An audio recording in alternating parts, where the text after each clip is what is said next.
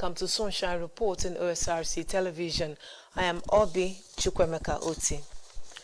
Ekiti State Governor Mr. Abiodun Yebanji will be the guest speaker at a book presentation on Governor Oluwarotimi Akeredolu in Akure, Ondo State capital on Friday.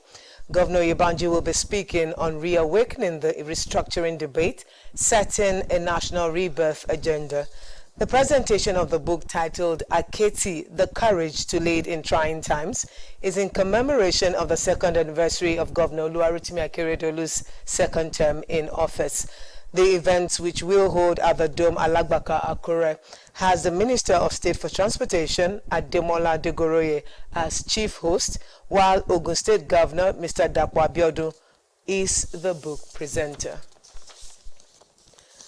The Supreme Court has affirmed the election and candidacy of Sulaiman Murtala Babatunde as the winner of the All Progressives Congress APC House of Assembly primary and subsequently the winner of March 18, 2023 House of Assembly election in Akoko Southeast constituency. The Apex Court also dismissed the appeal filed by the APC and an Assembly aspirant, Shina Alaye, who was a former state secretary of APC in Ondo State before he participated in the primary. The Supreme Court's five-man panel, which was presided over by Justice Musa Datijo Mohammed, upheld the judgments of the Court of Appeal sitting in Akure and that of the Akure Division of the Federal High Court, which sacked Shina Alaye as the party's candidate for Akoko Southeast constituency of the State House of Assembly. In the judgment, the Supreme Court equally affirmed the order granted by the Federal High Court and Appeal Court, directing both APC and INEC to recognize Sulaiman Murtala as the party's rightful candidate for the constituency.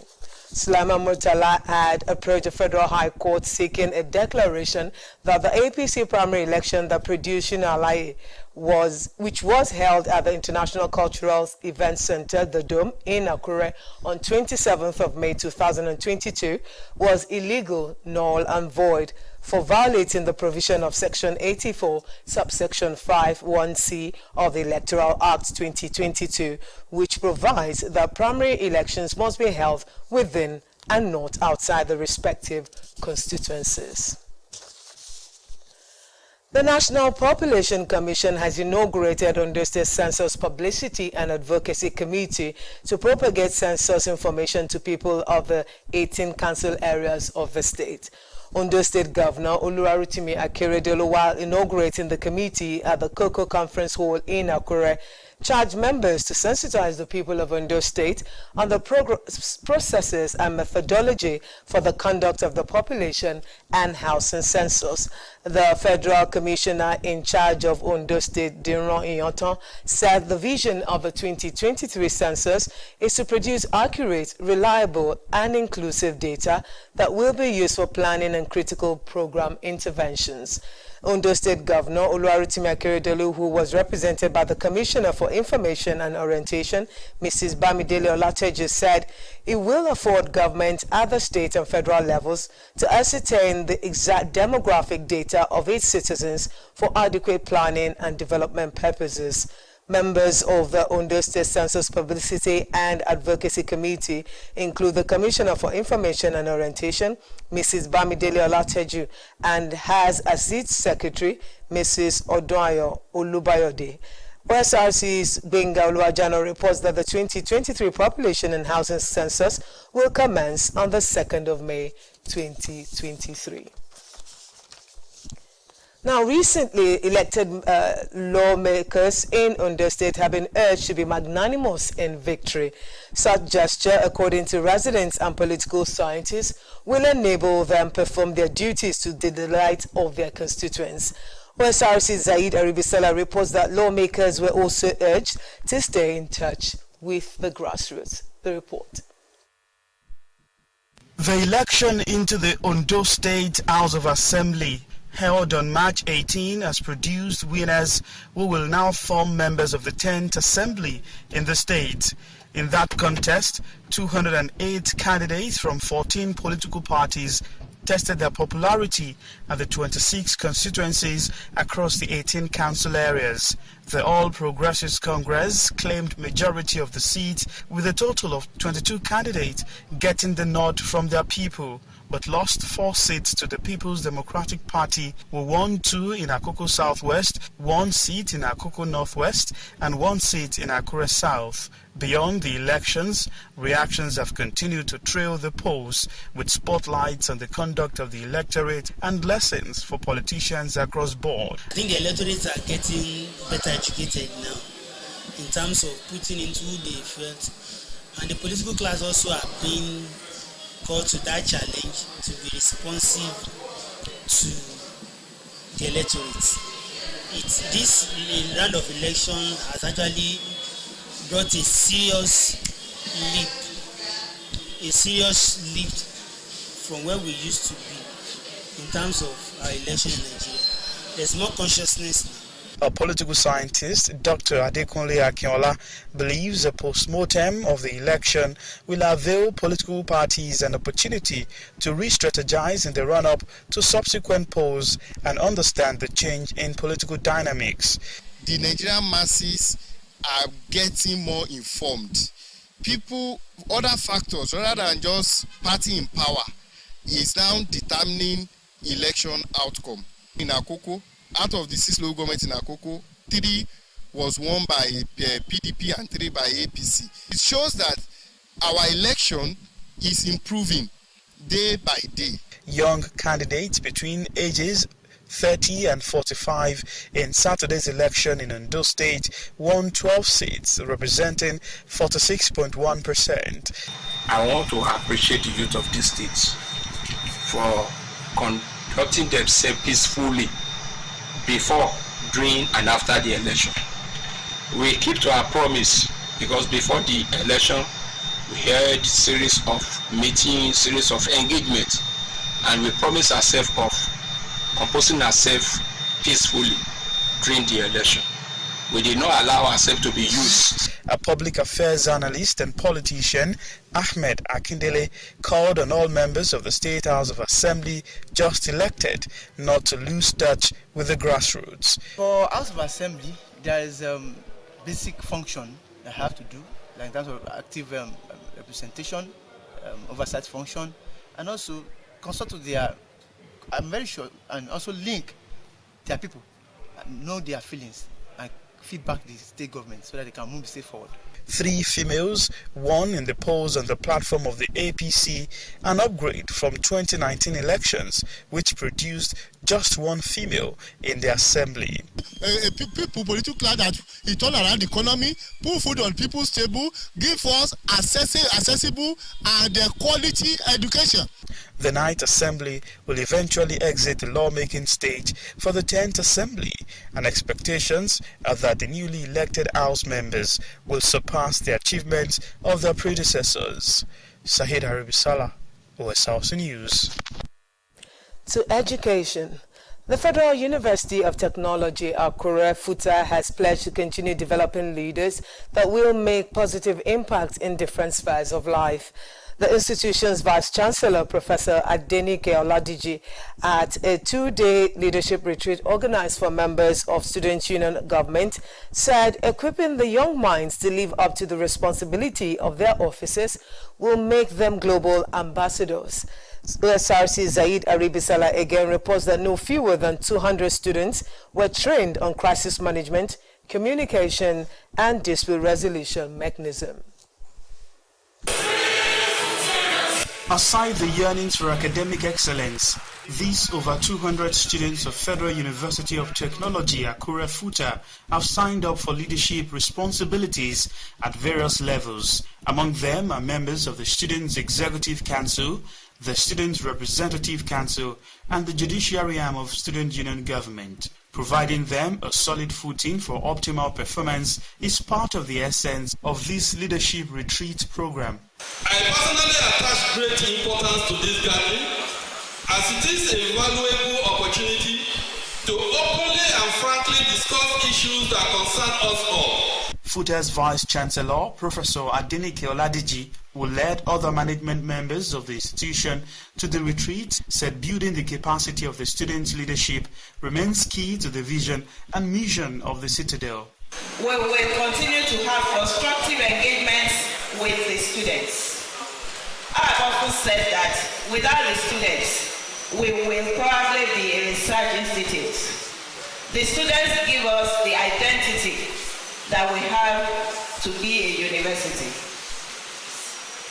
In my academic and non-academic activities over the years, I have discovered the centrality of leadership in the pursuit of goals, whether as a family, an institution, in professions, or in nations.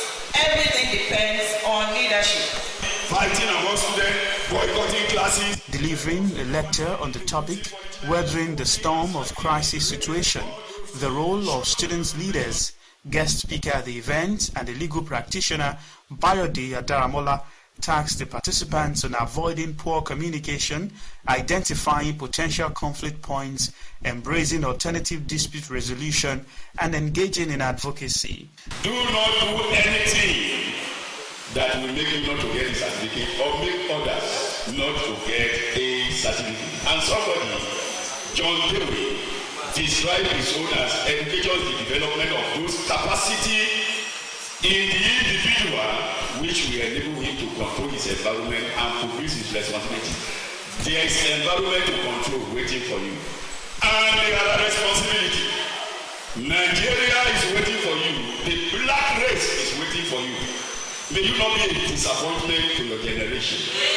The Student Union President, Jesunifemi Ashore, and other executives expressed delight over the impactful engagement. The retreat this time around has been very, very unique. I was here last year, not as a president, I was here as Director of Strategy and Innovation. And I can see a difference because we have a new leadership from the university management. You could see also that we had majority of the deans of our faculties here present. We had the principal officers of the university present. So it shows that the new leadership of the university management understands the importance of students as a major stakeholder in our university. We've been able to come to their aid on emergencies, on law formulations and implementation. At the end of the two-day retreat, the management and students would have deepened their relationship, a progress that would further breed responsible unionism for the benefit of the school and host communities. Sahid Aribisala, Osrc News. In the meantime, Olusegun Agagu University of Science and Technology, Okitipupa, has fixed its maiden convocation ceremony for Saturday, the 25th of March, 2023. The Vice-Chancellor of the institution, Professor Temi Ologunrisha, in a press briefing heralding the convocation ceremony, disclosed that 26 among the 982 graduates from the first 5 sets made first class, while 307 made second class upper division. For the second class lower division, 488 graduates were listed and 161 made third class. The Vice-Chancellor said the university has signed memoranda of understanding with higher institutions of learning in the US, UK, Brazil, Jamaica, the Gambia, and Obafemi Awolowo University, Ile-Ife, Nigeria. All is now set for the inauguration of the Owo Diocese of the Methodist Church and enthronement of the pioneer bishop, Right Reverend Williams Egbetakin. Briefing newsmen at the church headquarters in the town, Right Reverend Egbetakin said his vision as a pioneer bishop is to work towards the expansion and viability of the diocese. Omorola Ubenji has details.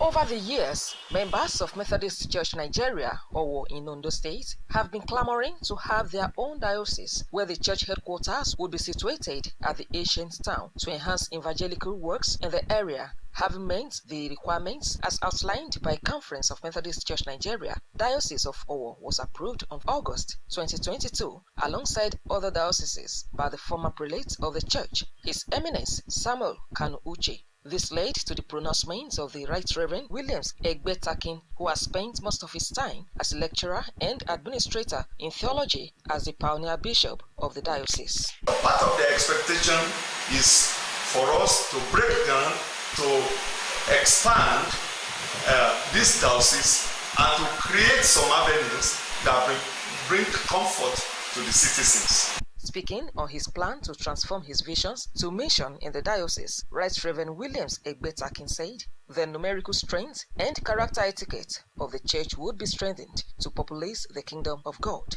He said the needed development could not be achieved because the headquarters of the church was situated in the state capital. But now, with the new development, the cathedral has started wearing a new look with the installation of needed accessories that befit its status. At least to be able to bring the diocese to a very solid, sound footing of administration in terms of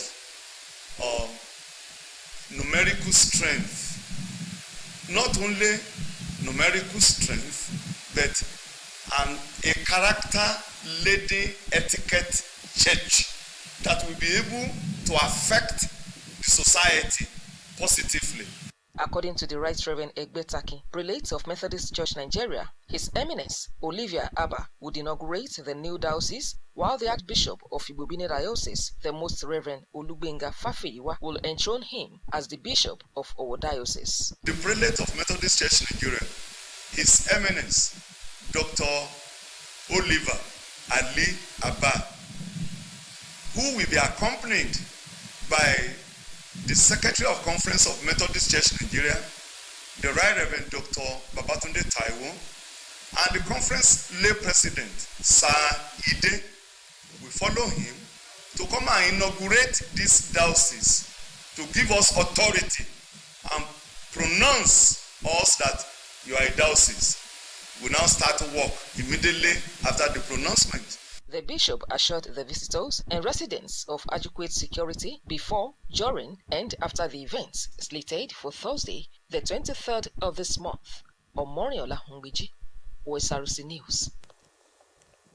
An aged woman has allegedly set her son, wife, and 2 grandchildren ablaze in Akpomo community, Akure South Council area. The incident, which occurred in the middle of the night, remains a mystery to the people of the community.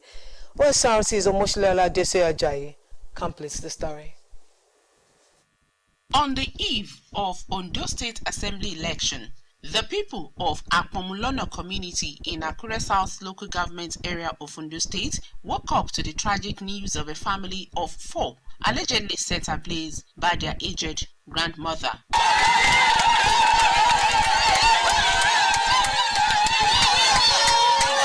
The 75-year-old woman, Iforiti Oloro, who is a native of Osrc in Akoko Edo, was said to have set the house on fire at around 2 a.m. while the family members were asleep.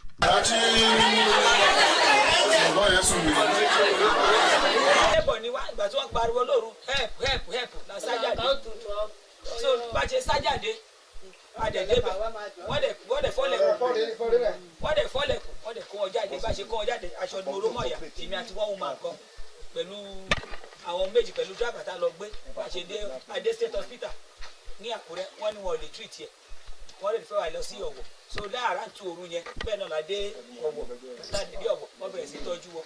The Olu of Akpomulono, High Chief Babatola Bajulaye, who spoke to OSRC through his elder brother Akinyele Bajulaye, said the community has contacted the family of the woman as well as the police authority while awaiting their actions.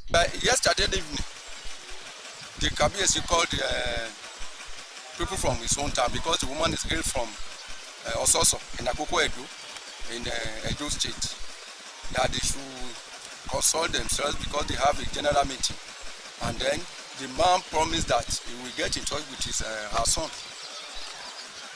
for evacuation because they have to move her down to maybe the psychiatric hospital. According to the victims' neighbors, the couple, Victor and Rachel, who are business center operators, and their children started living with the aged woman about 4 years ago. They also said the woman had been behaving strangely as she attempted to commit suicide by jumping inside a well located at the house's entrance in April last year, but was rescued by community members.